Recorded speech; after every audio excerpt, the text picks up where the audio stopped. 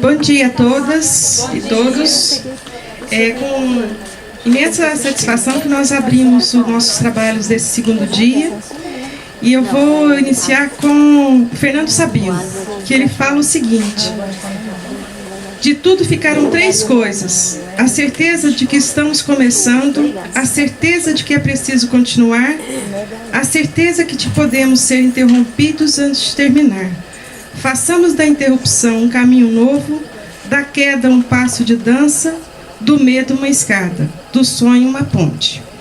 Então, com esse Fernando Sabino que eu abro os nossos trabalhos e agradeço a presença de todos e reitero e apresento a presença da professora Giovana Mello, que é a nossa diretora da Faculdade de Educação, e ontem nós fizemos o agradecimento da contribuição e da colaboração dela enquanto diretora, enquanto professora e como pessoa na realização desse evento, que sem essas pessoas, como nós dissemos ontem, né, professora Giovana, professor Marcelo, professor Armindo, professor Helder, professor Carlos Henrique, esse evento, nas condições históricas que estamos atravessando, não seria possível. Então, eu agradeço pessoalmente, né, a sua contribuição, professora.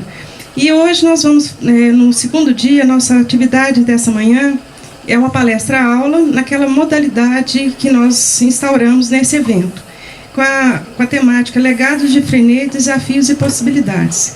A nossa professora é a doutora Marta Thiago Scarpato. Ela é doutora em Educação, em Psicologia da Educação pela PUC de São Paulo, mestrado em Educação Física na área de Educação Motora pela Unicamp, graduação em Pedagogia, com habilitação em Orientação Educacional e Supervisão Escolar pela PUC de São Paulo, estágio nas escolas frenetianas na França, coordenadora da coleção Didática na Prática da editora Avercan, e ela trouxe um livro para nós, e depois nós vamos sortear no final o último trabalho dela, e deixou um para o nosso grupo de leitura. Então nós temos um para o público e um para o nosso grupo. Muito obrigada, professora.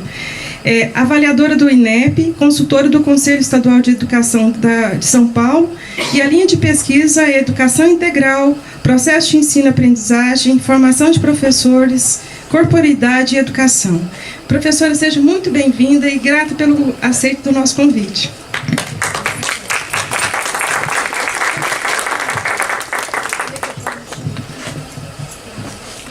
Tem água aqui?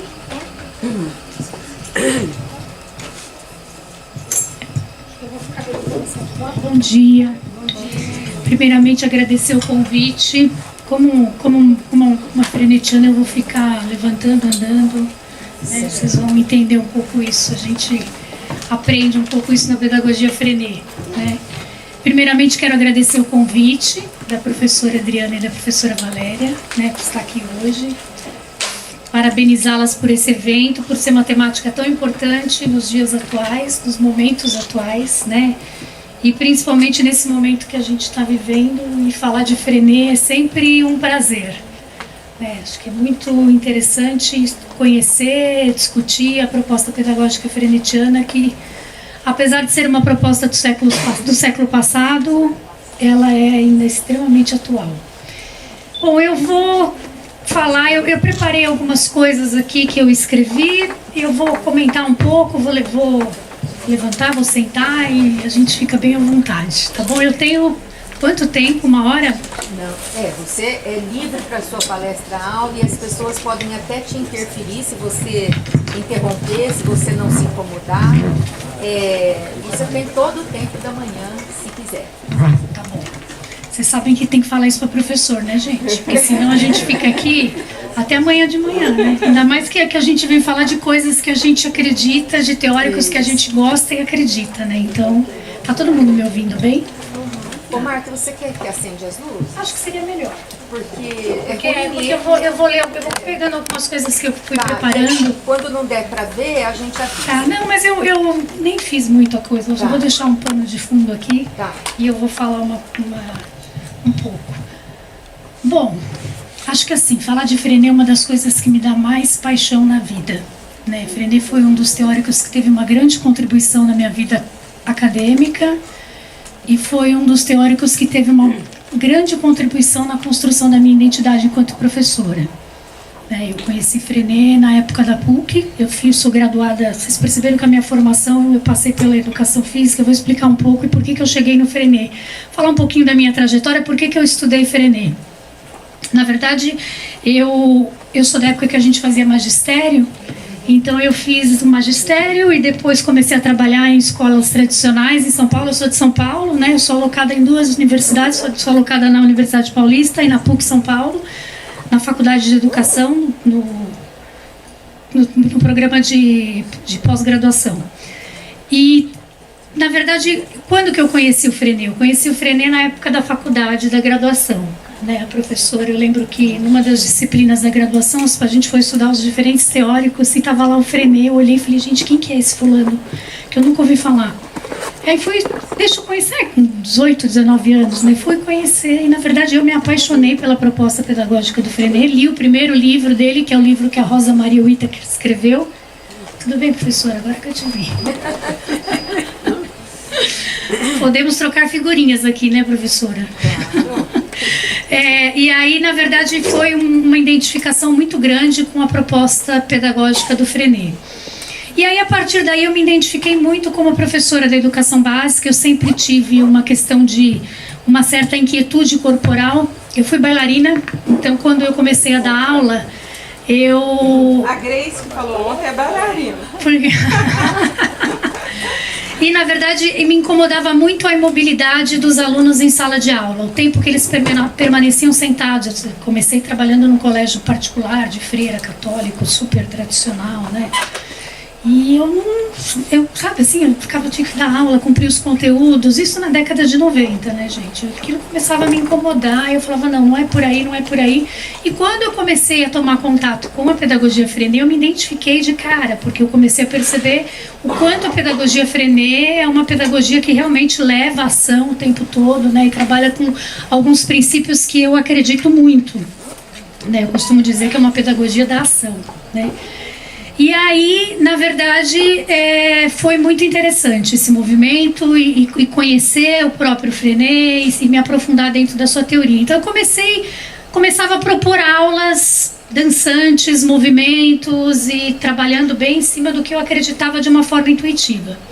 Aí eu falei, acho que eu preciso aprofundar esses estudos. Eu estava até comentando com a Valéria que eu fiz o meu mestrado na educação física, por incrível que pareça, porque foi quando, na década de 90, se falava de corpo na escola, de corpo na educação.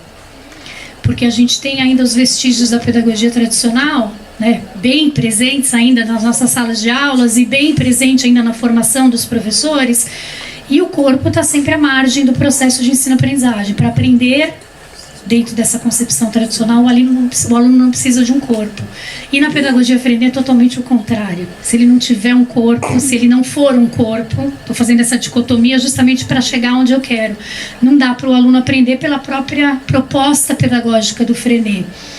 E aí foi onde eu encontrei um respaldo para as questões que eu pesquisei. Então eu fui investigar Frenet justamente para entender como que ele defende essa concepção de corpo, de liberdade corporal, de livre expressão na pedagogia Frenet. E na época eu ganhei uma bolsa de mestrado, uma bolsa lá no Unicamp, e eu participei das comemorações do centenário dele que teve na França, em 1996. Então, por intermédio do professor Pierre Clanchet, da Universidade de Bordeaux, a gente conseguiu um contato e a gente foi estagiar em algumas escolas Frenet em Bordeaux, que trabalham com a pedagogia Frenet. E é muito interessante, porque eu tinha 20 e poucos anos, 26 anos eu tinha na época, eu pensava assim, eu vou para lá, todas as escolas francesas trabalham com a pedagogia Frenet. Muito pelo contrário, vocês sabem que a educação francesa é extremamente tradicional, e são poucos professores que trabalham com a pedagogia Frenet, que desenvolvem os seus trabalhos dentro dos princípios frenetianos em trabalhos pequenos em sala de aula. Então aí conheci o pessoal da Universidade de Bordeaux, assisti aulas lá com o professor Pierre Clanchet, depois fui para Vance, na escola que o próprio Frenet criou, enfim, aí passei bastante por lá, pesquisei bastante, e conheci, voltei com um bom material para continuar a minha pesquisa. Então aí eu fiz meu trabalho de pesquisa, foi por aí, foi se pensar a liberdade de expressão, o corpo na pedagogia Freinet. E aí eu, como peguei a questão da dança, como eu era bailarina, e fiz uma proposta de se trabalhar com a dança, não um balé clássico, uma dança que é fundamentada num teórico que chama Rudolf Laban, que tem toda uma teoria do estudo do movimento humano e que tem uma proposta de trabalhar a dança. O Laban, ele é um teórico que várias ciências discutem, né? Então tem o pessoal da psicologia que trabalha com Laban na terapia, tem o pessoal da educação, o pessoal da educação física, né? Tem o pessoal da sociologia. Então ele é um teórico que acaba sendo discutido em várias linhas. E aí eu terminei o meu mestrado, depois fui para o doutorado, e no doutorado eu aprofundei essas questões, onde eu fui estudar uma perspectiva de desenvolvimento integral.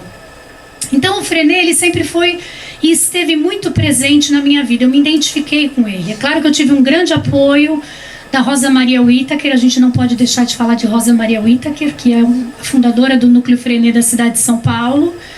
Eu, quando comecei a estudar Freinet, eu estava comentando com a Valéria no café, eu liguei para a Rosa, ela tem o verdadeiro perfil do frenetiano e me acolheu, e eu ia na casa dela aos sábados e ela colocava todos os livros que ela tinha, todo o material dela, ela, Maria Lúcia dos Santos. Então foi um momento muito rico de troca durante muitos anos, de troca de experiências, de troca de vida, de tudo que é extremamente importante. Foram muitas reuniões, foram muitos encontros, a gente fez vários intercâmbios com professores da França que vieram, que trabalham com a pedagogia Freinet. E é muito interessante porque assim, a gente que conhece Freinet e incorpora a sua pedagogia, a gente começa a perceber que as pessoas que trabalham com a pedagogia Freinet e que acreditam nessa pedagogia, nesse legado Freinet, elas têm uma postura em sala de aula e uma postura de vida que é totalmente diferente. Eu vou fazer só uma parte aqui, que não tem muito a ver, fugindo um pouco da minha fala. Mas há uns 2, 3 anos atrás, eu estive em Lyon, na Universidade de Lyon, para fazer um contato para minha pesquisa de pós-doc. E eu conheci um professor que me recebeu muito bem e tal, e não sei o quê. E eu comecei a conversar com ele e eu percebi que ele era uma pessoa extremamente aberta, flexível, e aí papo vem, papo vai, falamos em Freinet, ele fazia parte do movimento Freinet, e aí eu fui assistir as aulas dele, eu já percebi que a aula dele era toda, primeiro que quando eu fui assistir uma aula dele lá no programa de mestrado lá deles, no master, eu achei que fosse ter muitos alunos franceses, tinha um aluno francês, o resto eram orientais, de outros países. E aí eu achei interessante, eu lembro quando terminou a aula dele, eu fui falar para ele, né, professor, por que não tem muitos alunos franceses e tem tanto chinês, japonês, né, russo na sua aula? Aí ele falou assim, porque eu sou o único que tenho paciência com a dificuldade na linguagem, na língua oral e na língua escrita, né, porque a dificuldade que eles têm de falar. Então você acaba percebendo que, na verdade, os frenetianos acabam se encontrando por esses caminhos, assim, né? A gente vai andando pelos lugares e acaba conhecendo o Freinet, né? Então eu penso que é mais ou menos por aí. Eu acho que a pedagogia Freinet é essa vivência toda que eu tenho e de conhecer teóricos tanto aqui no Brasil quanto fora do Brasil, me fizeram perceber e constatar o verdadeiro espírito de liberdade, de expressão, né, nas escolas, nas universidades e nos seminários que eu presenciei. Eu lembro que uma das cenas que eu não sai da minha cabeça, a gente estava numa conferência em Paris, no prédio da Unesco, e aí era um momento que as crianças... Eu não sei se a senhora estava nessa conferência, professora. Não. Em 96. E aí foi uma conferência internacional das crianças que praticaram a correspondência interescolar, que é uma das técnicas Freinet que eu vou comentar. E aí nessa conferência tiveram crianças do mundo inteiro que se corresponderam durante 1 ano, 2 anos, e que vieram a se conhecer naquele momento. E as crianças, foi a primeira vez que eu participei de um colóquio que tinham crianças na mesa apresentando as propostas de trabalho delas. Sabe, assim, você fala, gente... É possível. É possível. As crianças com os adultos. Então estou eu e tinha uma criança do meu lado fazendo um depoimento do que era estudar na escola Freinet, do que ela aprendia na escola Freinet, né? Então a gente vê que tudo isso é possível, né? De que na verdade o caminho é esse mesmo, né? E aí o que me chamou a atenção era que o presidente do evento, teve um determinado momento que a luz estava clara, ele subiu em cima da mesa e fechou as cortinas. Entendem o que eu estou falando? Essa informalidade que tem dos próprios frenetianos, né? Porque em qualquer outro evento o presidente não jamais, ele ia pedir para alguém ir fechar a cortina, né? O que eu estou querendo dizer é essa informalidade, essa leveza, né? Essa delicadeza que tem nesse movimento da pedagogia Freinet que a gente aprende, né? A gente aprende e vive muito esse espírito da humildade, que é o que falta muito no meio acadêmico ainda, infelizmente, né? Mas a gente, quando conhece a pedagogia Freinet, conhece verdadeiros pesquisadores que realmente incorporaram essa proposta pedagógica, a gente acaba percebendo isso. Enfim, essa é a primeira parte, a minha introdução, como que eu cheguei a Freinet. Agora eu vou falar um pouquinho de como que eu entendo e vejo. Eu preparei um texto aqui, eu vou ler e vou comentar algumas coisas que eu pesquisei e o que eu acredito, tá? Eu acho que a gente podia falar e depois no final a gente podia abrir para os comentários, né? Acho que talvez fique melhor, né? Bom, o que a gente pode entender do Freinet? O Freinet, ele teve uma proposta pedagógica totalmente inovadora para a época. Ele concebeu o processo de ensino-aprendizagem de uma outra forma e ele trouxe inúmeras contribuições para a escola e para o ensino. Francês, nasceu em 1896, num pequeno vilarejo ao sul da França. Foi uma pessoa que conviveu em contato com a natureza. Ele cresceu como pastor de rebanhos, perto dos animais, em contato com o povo, no meio rural, né? Ele vivia numa vila muito pequena na França, no sul da França, que chama Gars. E, na verdade, na época, a vila que ele vivia era uma vila que era considerada uma das mais atrasadas do país. E é interessante que, assim, apesar de ser um vilarejo extremamente atrasado dentro de notícias e lojas e comércio, ele foi uma pessoa que realmente inovou e propôs o progresso e o conhecimento para todas as pessoas, né? Ele não teve acesso a jornal, não teve acesso a trem, não teve acesso a vitrine de lojas, mas ele realmente inovou. Ele propôs uma pedagogia totalmente inovadora para aquela época, né? Bom, em 1912, com 16 anos, ele vai estudar na Escola de Formação de Professores de Nice. Logo depois da Primeira Guerra Mundial, os gases tóxicos o deixam doente dos pulmões, né? E ele, na verdade, ele decide ser professor. E ele decidiu ser professor justamente porque ele recusou a aposentadoria que ele teria direito por invalidez. Ele achava que, na verdade, mesmo que ele tinha aquela debilidade, ele tinha que continuar dando aula. E ele falava que, na verdade, que ser professor não era um sacerdócio. Isso me lembra muito Paulo Freire, quando Paulo Freire também tem a mesma fala, que ser professor não é um sacerdócio. E, na verdade, é uma profissão como qualquer outra que merece ser tão reconhecida e valorizada, né? Em 1920, que Freinet assume a sua primeira classe, né, em Bar-sur-Loup, numa casa pequena, numa casa antiga, que eu tive a oportunidade de conhecer essa escola. E aí, na verdade, uma coisa que o chamou a atenção era o aspecto físico da sala de aula. Por isso que depois eu vou falar um pouco dessa questão das salas de aulas Freinet, da fisionomia das salas de aula Freinet, que é uma das coisas que foi extremamente pensada, e a gente pode perceber o quanto é uma pedagogia da ação, né? Então, as carteiras dispostas de modo tradicional. Ele percebia que aquela sala de aula, com carteiras dispostas de modo tradicional, uma janela lá no alto só, sem os alunos poderem ver o que acontece lá fora, né, que gerava uma impressão de aprisionamento, que gerava uma imobilidade física e, consequentemente, uma imobilidade mental, porque não dá para a gente falar de desenvolvimento humano falando só de físico. A gente, quando fala em desenvolvimento humano e em aprendizagem humana, a gente tem que remeter ao todo cognitivo, afetivo, motor e o social. Essa é a ideia que eu acredito e que o Freinet também defendia, né? Então, quer dizer, esse foi um dos primeiros aspectos que o comoveu, né? A arquitetura da sala de aula e por que os alunos ficavam olhando para fora enquanto ele estava dando aula e não prestavam atenção no que ele estava falando. Quer dizer, a gente começa a perceber que ele era um grande observador do comportamento humano, do comportamento dos seus alunos, né? Não sei se todos sabem, mas ele não tinha nenhuma formação acadêmica. Ele estudou até a 4ª série primária na época, né? Mas, na verdade, ele foi ler os grandes teóricos clássicos da educação que acabaram o influenciando. Rousseau, Pestalozzi, Rabelais, todos esses grandes teóricos. E foi Ferrier que foi quem mais o influenciou nas suas decisões pedagógicas, que é o criador da escola ativa, né?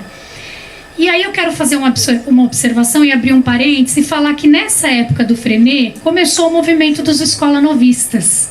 Ele foi um deles, né? Quer dizer, final do século XIX e primeira metade do século XX é que vão surgir essas primeiras experiências que eram chamadas de uma escola nova, né? Como Lourenço Filho nos lembra, as escolas novas surgiram para propor um projeto de educação ativa. Isso em alguns países da Europa, né? Em meados de 1890, 1900, surgem numerosos defensores com ideias inovadoras e que se opunham à escola tradicional. Então, Freinet está nesse movimento.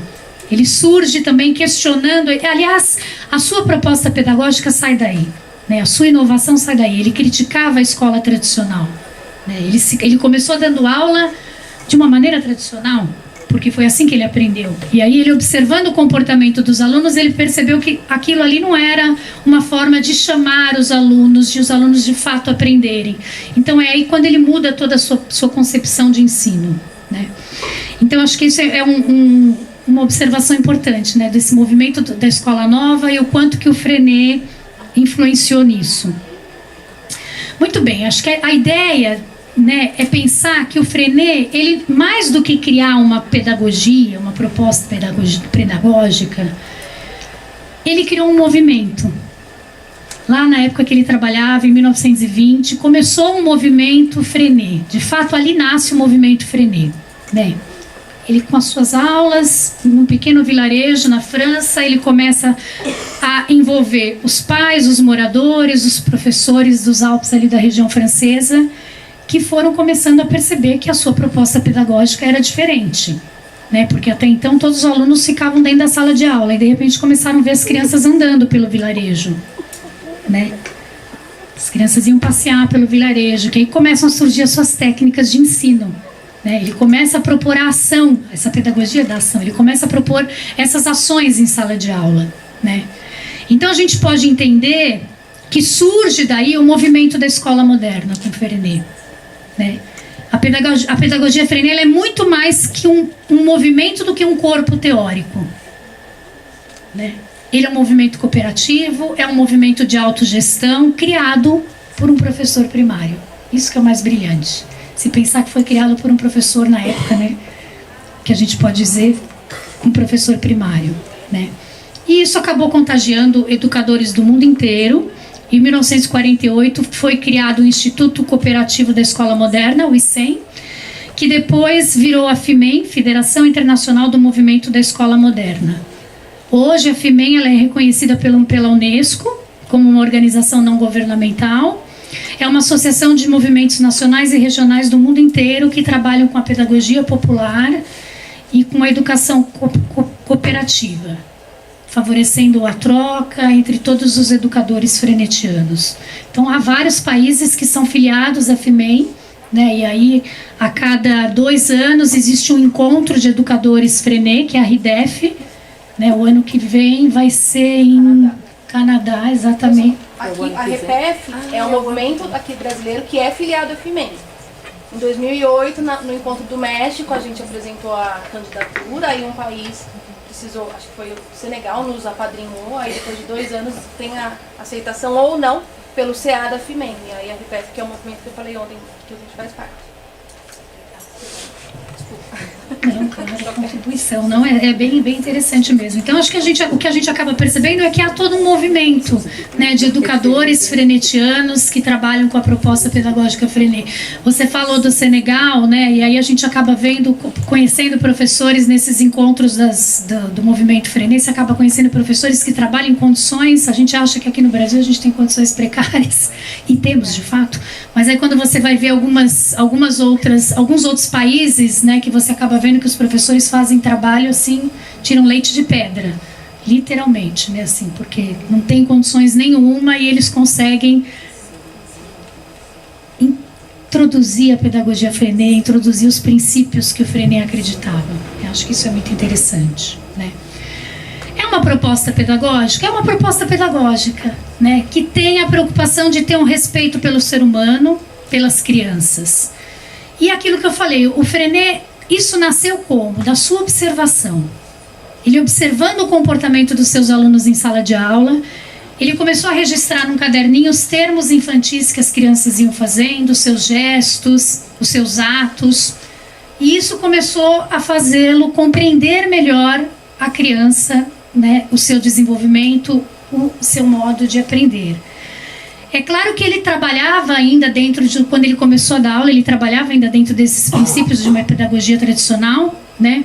Mas aí ele começa a perceber que aquela pedagogia tradicional não estava atraindo os alunos, né? Aquelas lições orais, né, o tempo todo falando, no quadro negro, isso não era atrativo para os alunos. Então ele fala, não, eu acho que eu tenho que começar a mudar esse cenário, né? Então ele foi um dos grandes críticos também, como os outros escola-novistas, à pedagogia tradicional, né? As normas rígidas de ensino, a prática educativa baseada nos discursos orais, a expressão reprimida, enfim, tudo que acho que todo mundo aqui conhece, acho que todo mundo aqui é da educação, né?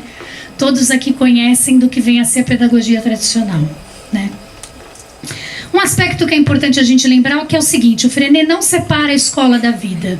Ele rejeita a ideia de que a educação pudesse se desenvolver fora do contexto social. Aí ele diz o seguinte, se não encontrarmos respostas adequadas à educação, continuaremos a forjar almas escravas nos alunos. Sua prática pedagógica visa formar homens autônomos, cooperativos, cidadãos capazes de participar da construção de uma sociedade digna e justa. Eu acredito que a proposta pedagógica do Freinet pode ser compreendida pelas suas próprias condições de saúde. Como a gente falou, como eu citei, acho que talvez muitos já saibam, ele sofreu as consequências da Primeira Guerra Mundial, né?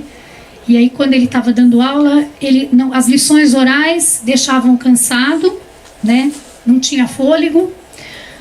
As salas de aulas eram mal ventiladas, né? Cheirando ao mofo. Isso dificultava o modo como ele se respirava, a sua respiração. Sua voz não era forte o suficiente. Vamos, presta atenção, né? Essa coisa da escola tradicional, né? O seu físico também não era imponente, o que acabava impedindo de exercer um domínio na situação escolar, do processo de ensino-aprendizagem.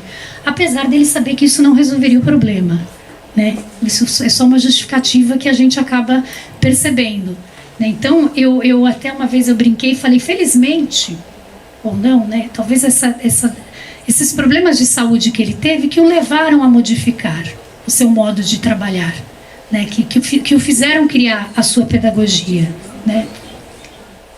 Então eu acho que isso pode ser uma leitura que eu faço, né? De como isso também pode acabar influenciando, né? Ele via que essa falta de interesse podia ser pensada. Então a própria pedagogia surge das experiências e vivências do Freinet, né? Uma pedagogia popular destinada às crianças de filhos de operários e camponeses. Ele próprio diz isso. Ele diz porque eu não conseguia dar aula do jeito tradicional, que eu fui levado a fazer diferente. É verdade, né? O ponto de partida é esse. Exatamente, né? Interessante, né? Eu acho que isso foi uma repercussão que até hoje a gente pensa, né? Do quanto isso, por isso que eu falo, felizmente ou não, né? É um dado material. E ele enfatiza muito essa questão do material, né? Sim. Fala. É que nós não ouvimos aqui a observação dela. Tá. É uma pena. Mas se ela repete, Marta, que nós somos um público bem indisciplinado. Porque Frenetianos. Todo mundo acostumado com essa palestra-aula, que a gente dá umas interrompidas de vez em quando. Fiquem à vontade, por favor. Desculpas. Mas não, porque o próprio Freinet falava isso, que ele foi levado a dar aula de forma diferente, porque não aguentava dar aula da maneira tradicional. Ele sufocava na sala de aula e um dia ele falou para os alunos, vamos embora, vamos passear, vamos lá pelo vilarejo e tudo mais. Então, isso é o ponto de partida, não quer dizer que seja o ponto de chegada, né?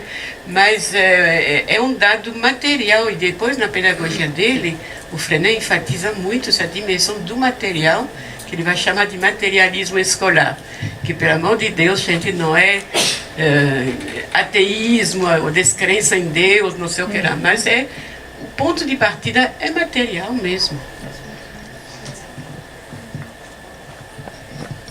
Obrigada, professora. É uma aula aberta, né? Uma roda de conversa, né? Não, imagina, não é, mas que é isso, é bom essas trocas, são importantes, né? Eu acho que dentro dessa ideia da gente pensar que é uma pedagogia humanista, né? Então, quer dizer, a gente percebe que trabalha dentro dos princípios da cooperação, da troca, da ajuda, da solidariedade, né? Professores e alunos são verdadeiros parceiros no processo de ensino-aprendizagem. Essa é uma coisa que eu questiono muito, né? Os resquícios dessa escola tradicional, e a gente aqui também, os resquícios de uma escola tecnicista, o aluno não vê o professor como um parceiro no processo de ensino-aprendizagem, né? O aluno sempre vê o professor como alguém que está ali para prejudicá-lo, né? Eu acho muito a gente tem que se incomodar com essas questões, né? Então, e o Freinet fazia justamente o contrário. Professor e aluno são próximos, né? A própria estrutura da sala de aula já impedia isso, né? Não tinha a mesa do professor, onde o professor fica distante do aluno, né? Tem toda uma estrutura que leva a trabalhar dentro de princípios da liberdade, né? Uma liberdade com responsabilidade. E uma coisa que é interessante, assim, é uma liberdade e, ao mesmo tempo, não tem disciplina. Eu tive a oportunidade de visitar algumas escolas Freinet na França e a gente percebe que os alunos estão o tempo todo concentrados trabalhando.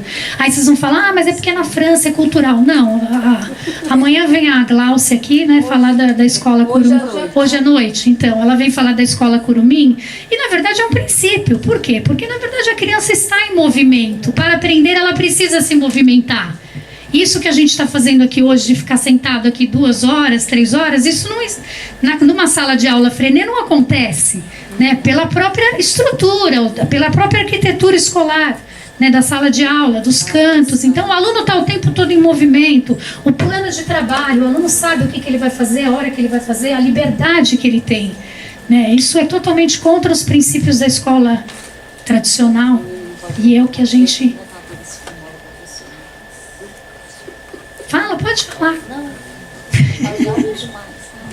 Então, quer dizer, é uma proposta pedagógica que vai acolher o conhecimento, que vai respeitar o ritmo individual de trabalho dos alunos, as diferenças de cada um, né? É uma pedagogia para os novos tempos, para os nossos tempos? Com certeza, é uma pedagogia que é extremamente arrojada. Tem uma fala do Paulo Freire, em 1991, que ele fala: a proposta freinetiana é avançada demais para o nosso século. Então, quer dizer, em 1991, Paulo Freire traz esse depoimento para a gente, né? Quer dizer, eu acho que ainda é avançado. Não que eu... Dentro da concepção e da formação de professores, né? Eu acabei nem falando o que... Eu trabalho com formação de professores há muitos anos, né? Desde a época do mestrado, eu tenho trabalhado com formação de professores, tanto na Universidade Paulista quanto na PUC, e nas licenciaturas, né? Apesar de eu dar mais aula na pedagogia, eu converso com as outras licenciaturas. E a gente acaba vendo que o grande problema é a formação dos professores. Sem a gente entrar na discussão de carga horária, de diretrizes curriculares, mas é a grande questão. Por quê? Porque o professor ele precisa construir a sua identidade enquanto professor. Enquanto o professor não construir a sua identidade enquanto o que é ser professor, eu vou continuar dando aula nos modelos que eu aprendi. E eu aprendi que dar aula é eu ficar aqui falando e os meus alunos sentados ouvindo. É eu ficar passando lição na lousa e os meus alunos copiando. Não é assim? A maioria de nós aqui somos filhos dessa escola tradicional, com exceção de alguns jovenzinhos que talvez tiveram a felicidade de ter ou de estudar em alguma escola